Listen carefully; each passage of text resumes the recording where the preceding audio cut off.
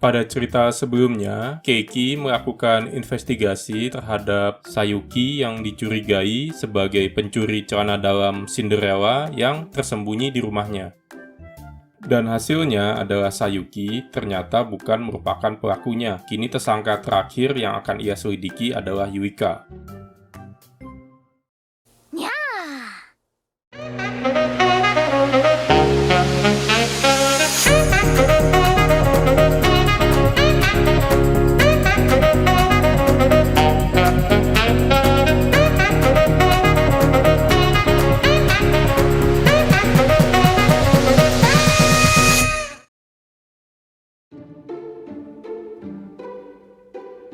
Investigasi Keiki terhadap Yuika dimulai dengan Keiki memeriksa kamar sang gadis ketika ia bertamu ke rumahnya.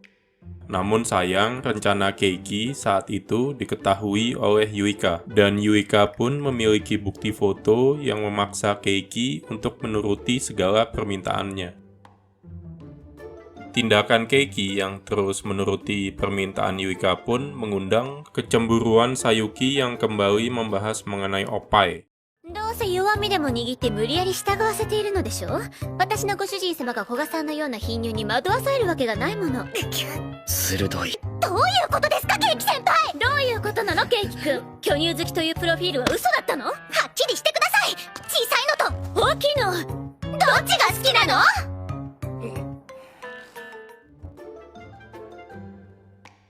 Namun meski Yuika selalu iseng, tapi perlahan ia mulai terbuka kepada Keiki. Ia pun bercerita mengenai dirinya dahulu yang memutuskan untuk menjaga jarak dengan orang lain karena tidak mau merasa terluka dan ditinggalkan oleh siapapun lagi.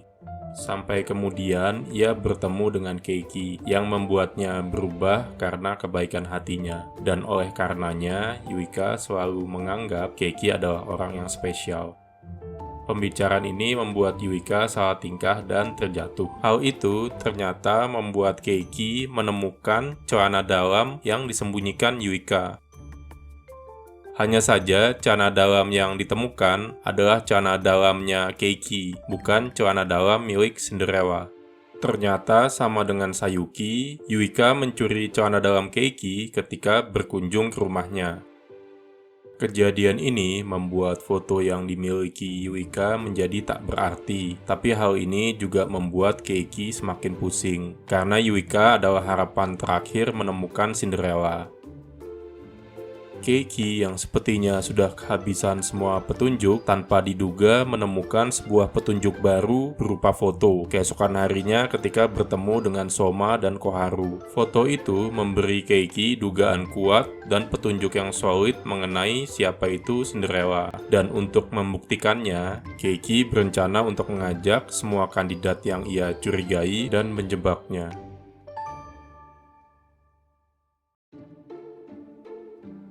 Cerita dilanjutkan pada libur musim panas, di mana Keiki mengajak semua kandidat yang ia curigai pergi ke sebuah waterpark, dan mereka adalah Sayuki, Yuika, Mao, dan Mizuha. Alasan Keiki mengajak mereka adalah karena Keiki berencana untuk menjebak sang Cinderella dan membongkar identitas aslinya. Selain tentu saja bersenang-senang dengan para waifu yang seksi.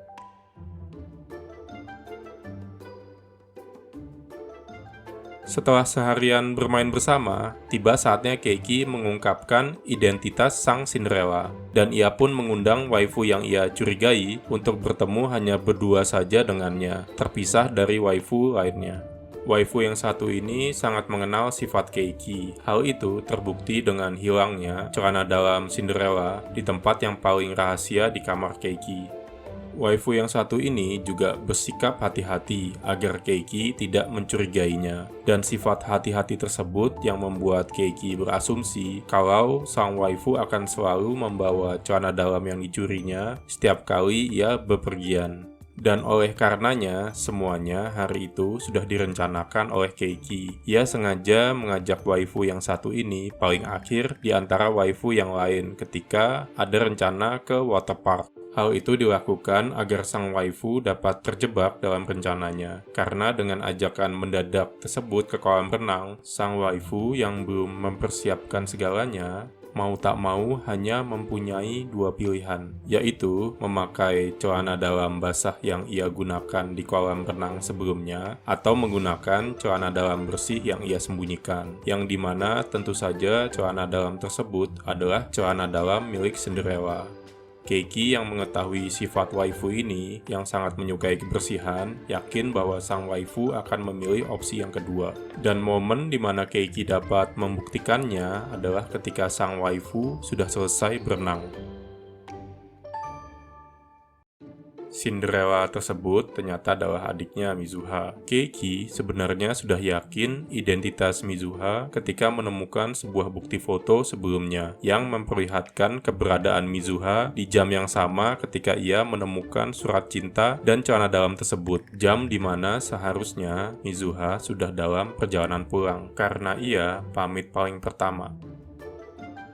Mizuha yang sudah terjebak dan tertangkap basah dengan bukti mau tidak mau mengakui semuanya. Ia pun menyatakan cintanya kepada kakaknya. Namun Keiki terpaksa menolaknya karena Mizuha dan dia adalah kakak beradik.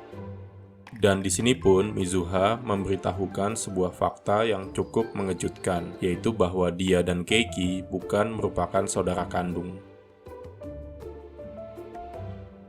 Kisah dilanjutkan dengan Mizuha yang terbangun di sisi Keiki. Keiki tampaknya terus menghindari Mizuha setelah pengakuan cintanya yang mengejutkan. Untuk menenangkan diri, Keiki pun memutuskan untuk meninggalkan rumahnya sementara. Temannya, Sohma dan Koharu yang dimintai pendapatnya menganggap hubungan Keiki dan Mizuha tidaklah salah karena mereka bukan saudara kandung. Di kesempatan ini, Keiki sempat memicu kecemburuan Sohma. 実は今いとこのお兄さんが泊まりに来てるんだよね。ああ、親戚同士水入らずのところを邪魔するわけにもいかないな。それなら私の家はどうですか？さすがは社長令嬢、それは助かさっき小春ちゃんの家にお泊まりだって助からない気がしてきたので先輩の家はやめておきます。 Tanpa terasa berjalan seharian dalam kondisi hujan, ia pun memutuskan untuk kembali ke rumahnya. Dan setelah keadaan kembali tenang, Keiki pun kembali berbicara dengan Mizuha. Mizuha mengaku menyukai Keiki sejak pertama kali mereka bertemu, dan selama ini ia selalu melihat Keiki sebagai laki-laki yang ia sukai daripada seorang kakak. Dan Keiki pun kembali teringat pertama kali mereka bertemu. Saat itu ayah dan ibu Keiki mengadopsi Mizuha setelah keluarganya meninggal karena suatu kecelakaan mobil. Keiki yang sangat iba kepada Mizuha memutuskan untuk menjadi kakaknya dan berjanji akan selalu bersamanya. Dan ingatan ini pun membuatkan kebimbangan yang ada di hati Keiki, di mana ia memutuskan untuk terus menjadi kakaknya dan bukan menjadi yang lain. Dan hari-hari Keiki pun kembali seperti biasa, di mana kini ia hidup dengan memiliki 5 waifu yang menyukai dan mengejarnya. 5 waifu yang masing-masing memiliki sifat mesum yang berbeda-beda. Sayuki yang masokis, Yuika sang sadis, Mao pecinta BL, Ayano sang pencium keringat, dan Mizuha yang ternyata adalah seorang ekshibisionis. Dan penutup tersebut adalah akhir dari kisah Hensuki. Bagaimana dengan kalian? Maukah kalian punya pacar mesum seperti mereka?